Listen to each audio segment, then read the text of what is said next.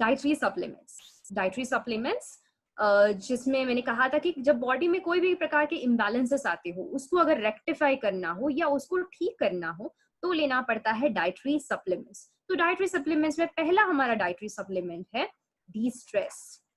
Yes, आज के जमाने में स्ट्रेस नहीं है ऐसा कोई नहीं है, राइट? कोई ना कोई फॉर्म ऑफ स्ट्रेस जो है वो हर किसी को है। अब स्ट्रेस की बात करते हैं, तो स्ट्रेस का सर्वे जब इंडिया में किया गया तो ये देखा गया कि स्ट्रेस लेवल्स इंडिया में बहुत ही ज्यादा हाई है compare to developed countries. Developed countries मतलब यूएस, यूके, इन सब जगहों के बारे में अगर देखा जाता है तो उसके प्रमाण में इंडिया का जो स्ट्रेस रेट्स है वो बहुत ही ज्यादा हाई है।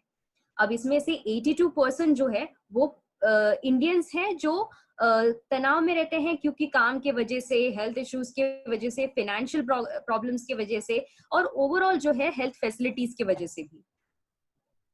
अब इंडिया में जो मेंस हैं ऑलमोस्ट 85% जो है वो तनाव से पीड़ित है, और उसमें भी 82% जो है वो महिलाएं भी हैं जो तनाव से ग्रस्त हैं।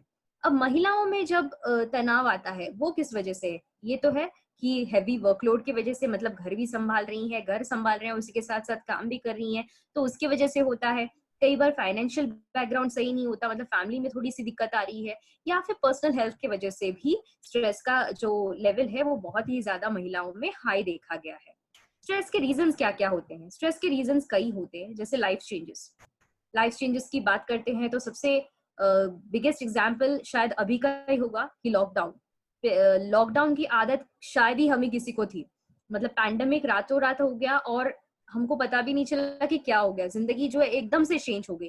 तो ये लाइफ चेंजेस की वजह से भी कई बार ये होता है कि हमको बहुत ही ज्यादा स्ट्रेस्ड फील होता है। हम जितने फ्रीली पहले जा सकते थे बाहर, उतने फ्रीली जा नहीं सकते हैं। तो ये एक हो गया एक काइंड ऑफ स्ट्रेस। इसके बाद क्या है? Family responsibilities. मतलब कई बार ये हो गया है कि बहुत सारे जो हम लोग अगेन ये लॉकडाउन का एग्जाम्पल लेते हैं, तो कई सारे पुरुषों का जो है जॉब चला गया है, कई सारों का जो है सैलरी कम हो गई है, तो इस वजह से इस फैमिली पे तनाव आ जाता है, या फिर एक वर्किंग पर्सन है तो उस पर ज्यादा लोड आ जाता है। तो ये सब दिक्कतें आती हैं।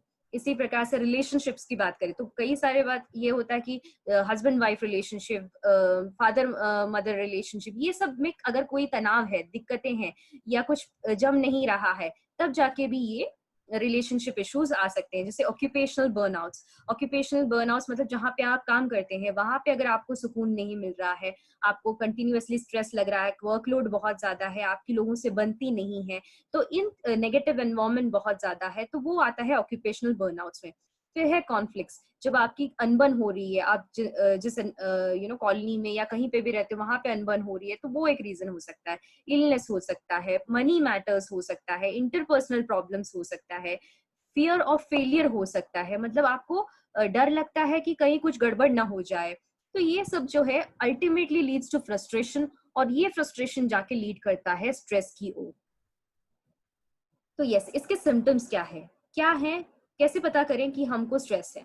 स्ट्रेस तब पता चलता है जब अगर आप सडनली आप फील कर रहे हो कि आपकी एनर्जी लेवल जो है बहुत ही ज्यादा डाउन है, आपको एंजाइटी हो रहा है, नर्वस फील कर रहे हो आप, इसी प्रकार से आपको हेडेक हो रहा है, आपको स्टमक पेन हो रहा है या फिर पेट दर्द हो रहा है, उसके साथ साथ डायरिया, कॉन्स्टिपेशन, ये सब दिक्कतें आ रही है, ये सब जो है स्ट्रेस से रिलेटेड इश्यूज होते हैं।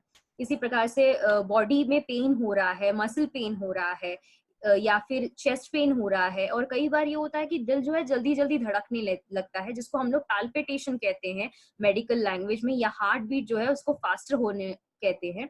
इसी प्रकार से इंसोम्निया, मतलब नींद ही नहीं आ रही है, कुछ भी कर लो नींद ही नहीं आ रही है, तो इसमें भी स्ट्रेस का बहुत ही बड़ा भाग होता है। या फिर फ्रीक्वेंट इन्फेक्शंस, बहुत बार ये होता है कि कुछ भी सीजन चेंज हुआ या कुछ भी हुआ, जल्दी से इन्फेक्शन कैच करना, इसका भी मतलब ये हो सकता है कि आपको बहुत ज्यादा तनाव है।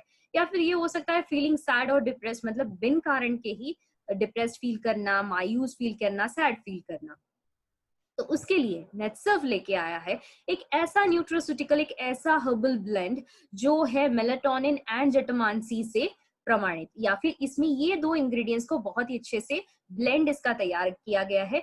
ये एक non habit forming natural solution to your sleep है। मतलब क्या? स्ट्रेस की बात करते हैं तो स्ट्रेस और नींद, इसका बहुत ही गहरा बंधन है। जैसे कि अगर आप ठीक से सो नहीं पाते हो तो भी स्ट्रेस होता है, स्ट्रेस के कारण आप सो नहीं पाते हो। ये जो है एक ऐसा विशियस साइकिल है जो चलता ही रहता है, और जब तक आप नींद को ट्रीट नहीं करोगे तब तक स्ट्रेस ट्रीट नहीं होता, स्ट्रेस ट्रीट नहीं करोगे तो नींद ठीक से नहीं आती है। और कहीं ना कहीं नींद जो है या स्लीप जो है, इसको बहुत ही महत्वपूर्ण कहा जाता है। क्यों? क्योंकि यहाँ पे होता है आपका हीलिंग प्रोसेस।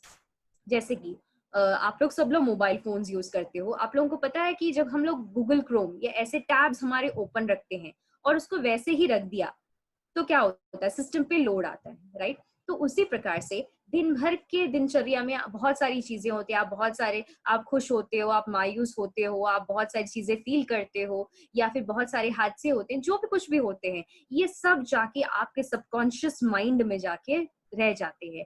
और इसको हील करने के लिए एक्चुअली लगता है स्लीप या अच्छी नींद। अगर आपकी नींद अच्छी नहीं हुई तो वो स्ट्रेस का रूप लेती है और वो बार बार बार बार आपको प्रॉब्लम्स लेके आती है।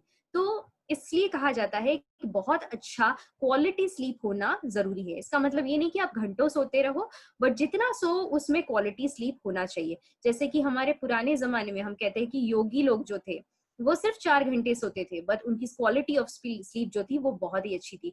तो यहाँ पे है भी हम लोग क्या करना चाह रहे हैं, डी स्ट्रेस के थ्रू आपको क्वालिटी स्लीप देना चाह रहे हैं, जिसका आपका तनाव लेवल भी कम हो, आपका स्लीप पैटर्न्स जो है वो अच्छा हो। अब इसमें हमने क्या क्या डाला है, इसमें की इंग्रेडिएंट्स जो है अश्वगंधा, ब्रह्मी, जटामांसी, मेलाटोनिन, जिनसिंग, शंख पुष्पी, ऐसे सारे इंग्रेडिएंट्स हमने इसमें डाले हैं। ये क्या करता है, ये आपके एंजाइटी लेवल्स को कंट्रोल करता है। ब्रह्मी जो है आपके मेमोरी पावर को बढ़ाता है, और इसी प्रकार से कॉग्निटिव स्किल्स को हेल्प करता है। कॉग्निटिव स्किल्स मतलब क्या, आपका जो ओवरऑल बॉडी, जिस जो जो एक्शंस होते हैं, इसको सबको जो रेगुलेट करने में वो हेल्प करता है। जटामांसी जो है ये आपको यूथफुलनेस देता है, और उसी प्रकार से शंख पुष्पी जो है ये आपके ब्रेन परफॉर्मेंस को बढ़ाता है। जिनसिंग जो है ये आपके मूड, इम्यूनिटी और कॉग्निशन को हेल्प करता है, और इसी प्रकार से मेलाटोनिन डाला गया है, ये आपकी नींद को ओवरऑल हेल्प करता है बैलेंस आउट करने के लिए। तो यस, अब ये कौन कौन ले सकता है, ये 18 वर्ष के ऊपर वाले कोई भी इसको ले सकते हैं। स्ट्रेस जिनको है, तनाव जिनको है, जिनको बहुत ज्यादा इंटेलेक्चुअल वर्क है, वो ये यूज कर सकते हैं। जिनका स्लीप पैटर्न डिस्टर्ब्ड है वो भी ये यूज कर सकते हैं। महिलाओं में जिनको पीएमएस है, पीएमएस मतलब कई बार ये नोटिस किया गया है कि जब पीरियड्स आता है उसके पहले जो है महिलाएं बहुत ज्यादा चिड़चिड़ापन करती हैं, तो उसको मैनेज करने के लिए भी आप ये रेकमेंड कर सकते हो। पेरीमेनोपॉसल एज मतलब अगर पेरीमेनोपॉज है, मतलब मेनोपॉज के पहले भी कई बार देखा गया है। मेनोपॉज मतलब जब आपके पीरियड्स बंद होते हैं, वो ऑलमोस्ट 45 to 50 ईयर्स के बीच में होते हैं, तो कई बार महिलाओं को बहुत ज्यादा हेल्थ प्रॉब्लम्स होते हैं, हार्मोनल चेंजेस होते हैं, इसको रेगुलेट करने के लिए भी आप ये दे सकते हो। इस प्रकार से ही अगर आप ट्रैवल कर रहे हो, मतलब एक कंट्री से दूसरे कंट्री में आप ट्रैवल कर रहे हो, तो आपने नोटिस किया होगा कि जेट लैग होता है। आपने सुना भी होगा कि नींद जो है प्रॉपरली आती नहीं है, क्योंकि अलग एक कंट्री से दूसरे कंट्री में जब आप ट्रैवल करते हो, एक जगह का समय अलग होता है, दूसरी जगह का समय अलग होता है। तो कई बार ये होता है कि उल्टी आना या नौसिया फील करना या चक्कर आना, ये सब प्रॉब्लम्स जो है, नींद ठीक से नहीं आना, ये सिर्फ जेट लैग्स के प्रॉब्लम्स हैं। तो ये भी इससे ठीक हो सकता है। इसके बाद इसका डोसेज कैसा है, आपको एक टैबलेट लेना है सोने से पहले पानी या दूध के साथ। Yes, next